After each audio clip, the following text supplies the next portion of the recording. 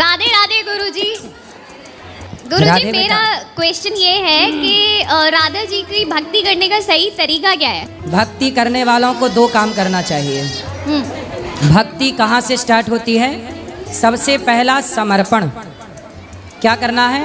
समर्पण। समर्पण। जैसे अर्जुन ने अपने आप को रथ सहित कृष्ण को समर्पित कर दिया।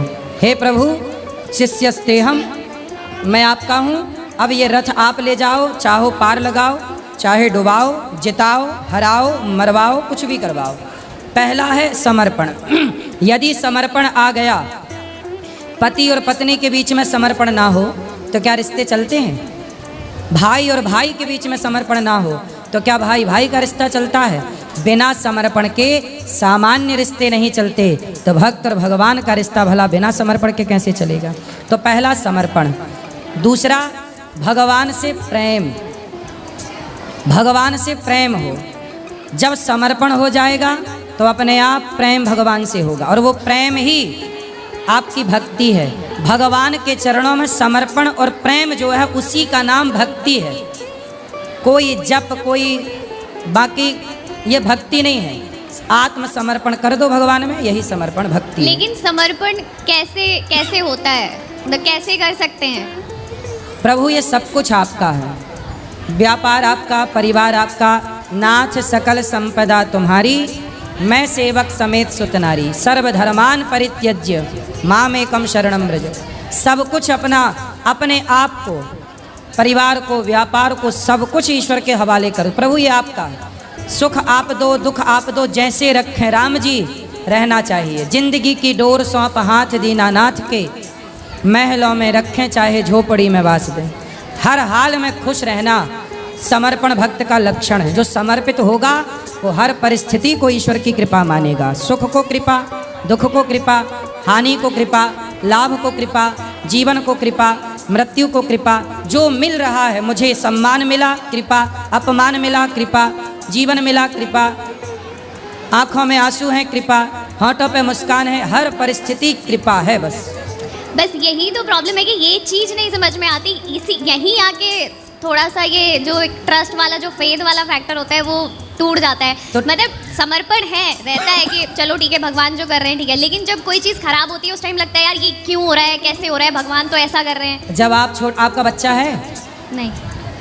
अच्छा, जब छोटा बच्चा मोबाइल चलाता है ना तो माँ बाप छीन लेते हैं, और जब मोबाइल छीनते हैं ना तो उस बच्चे को बहुत गुस्सा आता है। वो बच्चा कहता है कैसी माँ है, देखो मैं मोबाइल पर गेम खेल रहा था, पूरा नहीं हुआ, छीन लिया।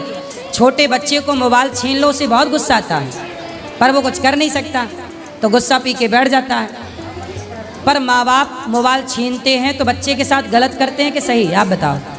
वो आप सही कह रहे हो, लेकिन पर बच्चे को लगता है कि गलत किया। हाँ। ऐसे ही भगवान कुछ नहीं देते तो लगता है कि भगवान ने गलत किया, पर वो हमारे लिए अच्छा था इसलिए नहीं दिया। अर्थात ना मिलना अच्छा था, मिल जाता तो शायद नुकसान होता।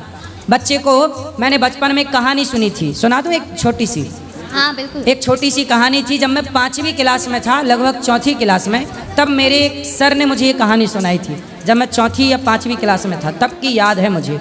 उन्होंने सुनाई कि एक लड़का था, सबसे पहली बार वो स्कूल गया तो वो पेंसिल चुरा के ले गया, तो माँ को दिखाया, देखो पेंसिल लाया। माँ बोली वाह बेटा वाह, पेंसिल ले आया।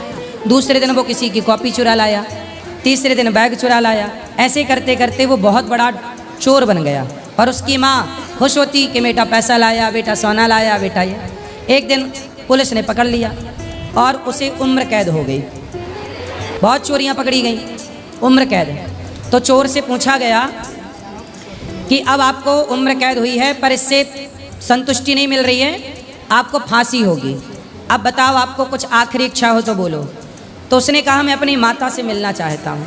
अब उसकी माँ आई, हाँ बेटा क्या हुआ, जेल में भी कुछ चुराया है क्या?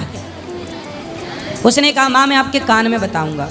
और जब कान माँ ने किया तो कान को ना उसने अपने मुंह से पकड़ के काट लिया और माँ को के कान को अलग कर दिया। माँ चिल्लाई ये क्या किया तूने?